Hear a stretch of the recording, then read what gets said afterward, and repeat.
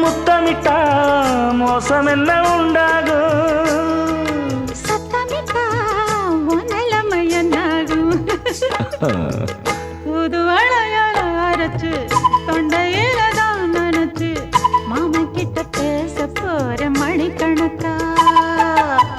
தூண்டாமணி விளக்க தூண்டி விட்டு எரிய வச்சு ஓ முகத்தை பார்க்க போற நாள் கணக்கா.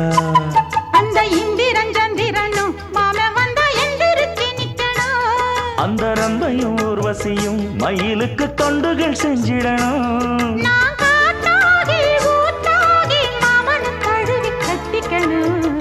தூது வளையல அரைச்சு தொண்டையில தான் நினைச்சு நானும் கூட பேச போறேன் மணிக்கணக்கா.